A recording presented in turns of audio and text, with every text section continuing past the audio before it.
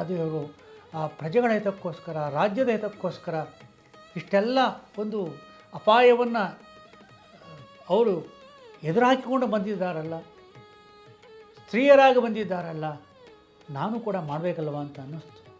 ಅಂದರೆ ಅವರು ಮಾಡಿದ ಸತ್ಕಾರ್ಯದ ಒಂದು ಪ್ರಭಾವ, ಅವರ ಒಂದು ಒಳ್ಳೆಯ ಮನೋಭಾವದ ಒಂದು ಪರಿಣಾಮ ಋಷ್ಯಶೃಂಗನ ಮನಸ್ಸಿನ ಮೇಲೆ ಆಗ್ತದೆ. ಆಗ ಅವನು ಸ್ವಲ್ಪವೂ ಕೂಡ ಹಿಂದೆ ಮುಂದೆ ಮಾಡುವುದಿಲ್ಲ. ತಕ್ಷಣವೇ ಅವರ ಜೊತೆಯಲ್ಲಿ ಹೊರಟು ಅವನು ಅಂಗದೇಶಕ್ಕೆ ಬಂದ್ಬಿಡ್ತಾನೆ. ಅವನು ಆ ಕಾಡಿನಿಂದ ಅಂಗದೇಶದ ಗಡಿಯೊಳಗೆ ಕಾಲಿಟ್ಟ ಒಡನೆಯೇ ಧಾರಾಕಾರವಾಗಿ ಮಳೆ ಸುರಿತದೆ. ಎಲ್ಲ ಕಡೆಯಲ್ಲಿಯೂ ಕೂಡ ಕೆರೆಗಟ್ಟೆಗಳು ತುಂಬುತ್ತವೆ, ನದಿ ತುಂಬಿ ಹರಿಯುತ್ತೆ. ಎಲ್ರಿಗೂ ಆನಂದವಾಗ್ತದೆ, ಸಂತೋಷವಾಗ್ತದೆ.